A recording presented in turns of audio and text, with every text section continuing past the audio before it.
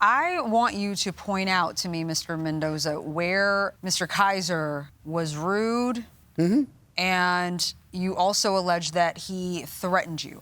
Because I read through the text messages, and I found him to be very patient and gave you an opportunity to remedy whatever the issue may have been. And I didn't necessarily see this person through text that you were describing in your answer. So I want you to point that out to me in the text. Unless you're alleging this hostility came from a verbal conversation. No, it was through text. Okay, please point that out then. I don't know if he put all the texts in there. Well, you could have provided them too. I erased everything. You could have provided them too. Okay.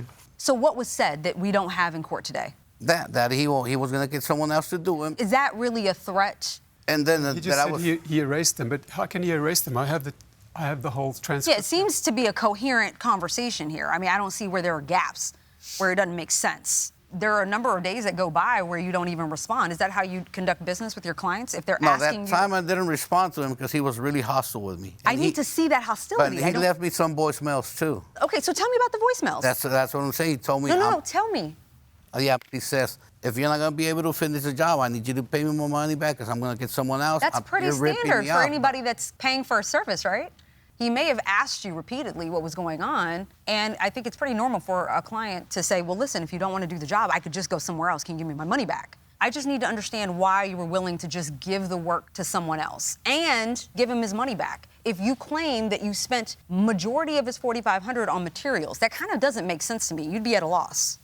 No, because the job was $95,000. He said it was $9,000. Whatever. He paid you $4,500, and you said you spent that on materials, correct? Mm-hmm. But then you also claim in the text that you were willing to give that money back. Yeah, because after buying all this material. Did you buy all this material? And he had completed the... Of course. And you were still willing to give him the $4,500 back? So why didn't you? Because then he started making threats on the voicemail that I'm going to take you to court. I'm going to get you for all you have. I'm going to send my lawyer out there and say, okay, let's do it. That's not true. Okay. Your Honor, if I may. Yes. After he said he was going to return my money, I called him a number of times. I said, I will call you. You can read my text. I said, I will call you. Please answer. You're not taking my calls. I've called you a few times. After that, blah, blah, blah. And then he responds and he says, I will contact you when I have your money. Find someone else. At that point, I go, why don't you call me and explain your situation? Perhaps we can figure this out. So he says, perhaps we can figure this out. So now he's trying to give you an opportunity. He sounds more patient than I would be. Because you claim to be having these conversations on the phone where he's being hostile. He's asking you to please call me. At that point, he hadn't filed suit because he's trying to come up with the solution, right? One more question. Why not give him the cabinets that you claimed were finished? He was offering to come over and pick them up. Why didn't you at least do that? He never offered to come over and pick him up. He never told me, I want you to bring my cabinets. It says there on page 12.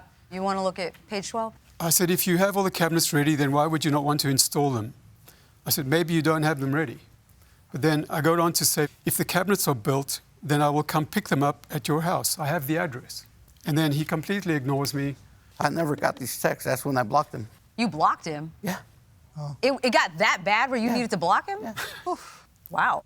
I have to say, we have to make a judgment call on who's credible, and sometimes we have to consider, someone's demeanor. From the two of you, you seem to be the more hostile. Okay. Mr. Kaiser is downright polite. Ooh, wow.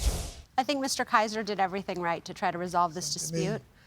I'm still not entirely sure whether these were the correct cabinets, but I think given the amount of time that's elapsed, Mr. Mendoza's failure to make them available for pickup, to install them, to refund the money, I think he's entitled to the full refund. Yeah, I agree. And I think his not having the receipts not having the receipts, saying or accusing the plaintiff of not providing all of the text messages, which he received, he could have provided.